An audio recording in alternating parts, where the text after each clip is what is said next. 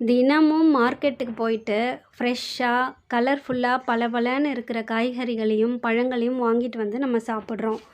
அது எந்த அளவுக்கு இயற்கையானதுன்னு நீங்கள் நினைக்கிறீங்க? பூச்சி விரட்டுறதுக்காகவும் செடி நல்லா வளர்கிறதுக்காகவும் பூச்சி மருந்து உரம் நிறையா கொடுத்து மார்க்கெட்டுக்கு வர அந்த காய்கறிகளை நம்ம சாப்பிடும் பொழுது நாளடைவில் நமக்கு நோய் தாங்க வரும்.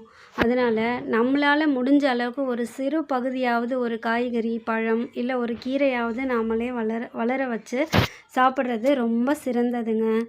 100 சதுர அடி பரப்பு ஒரு தனிநபர் காய்கறி தேவையை பூர்த்தி செய்யும். 1 சென்ட் இடம் ஒரு குடும்பத்தின் காய்கறி தேவையை பூர்த்தி செய்யும். 10 சென்ட் இடத்தில் காய்கறிகளுடன் பழங்களுடைய தேவைகளையும் பூர்த்தி செய்து கொள்ள இயலும். 1/4 காணி இடத்துல 33 சென்ட் ஒரு குடும்பத்தின் ஒட்டுமொத்த உணவு தேவையை பூர்த்தி செய்து கொள்ள இயலும். 4-5 பேர் உள்ள குடும்பத்துக்கு இந்த இடத்துல ஒரு முழுமையான வாழ்க்கை முறையே வாழ முடியும். 1 ஏக்கர் இடத்துல 2 குடும்பம் வாழ்வதோடு இல்லாமல் ஒரு சிறு உணவு காட்டையும் உருவாக்கி அவங்களுக்கு தேவையான எல்லா விதமான உணவுகளையும் அதில் அவங்க உற்பத்தி செஞ்சு கொள்ள முடியும். என்னங்க எனக்கு இவ்வளோ இடம்லாம் இல்லைங்க அப்படின்னு சொல்கிறீங்களா? பால்கனியில் கூட ஒரு சின்ன தோட்டம் அமைக்கலாம்.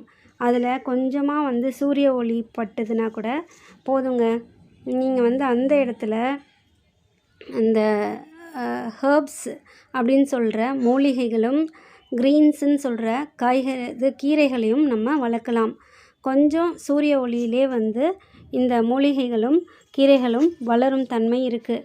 அது கூட வளர்க்க முடியலன்னா கூட ஒரு இன்டோர் பிளான்ட்டையாவது நம்ம வளர்த்தோன்னா காற்றை வடிகட்டி நமக்கு மாசில்லா காற்றை அது கொடுக்கும். தோட்டம் அமைக்கணுன்னா நிறைய செலவு பண்ணி நல்ல காஸ்ட்லியான தொட்டி, நல்ல காஸ்ட்லியான மண் கலவை, கோகோ பிட்டு, நல்ல ஆன்லைனில் சீட்ஸ் எல்லாம் வாங்கி அந்த மாதிரி நம்ம தோட்டம் அமைக்க தேவையில்லைங்க. நம்ம வீட்டில் சமையல் அறையில் இருக்கிற வெந்தயம், கடுகு, மிளகாய், தக்காளியிலேருந்து கிடைக்கிற விதைகள் இதையெல்லாமே வச்சு நம்ம தோட்டம் உருவாக்கலாம். ஆரம்பத்தில் 5 தொட்டியை வச்சு ஆரம்பிங்க. முதல்ல கீரை வளர்க்க கற்றுக்கோங்க. நம்ம நல்லா கீரையை வளர்த்தோன்னா அதுக்கப்புறமா நமக்கு பிடித்த காய்கறிகளை ஒவ்வொன்றா நம்ம ஆரம்பிக்கலாம். இது போன்ற பயனுள்ள தகவல்களுக்கு என்னுடைய சேனலை சப்ஸ்கிரைப் பண்ணுங்கள். உங்களுக்கு இந்த வீடியோ பிடிச்சிருந்ததுன்னா உங்கள் ஃப்ரெண்ட்ஸுக்கு ஷேர் பண்ணுங்கள். தேங்க்ஸ் ஃபார் வாட்சிங்.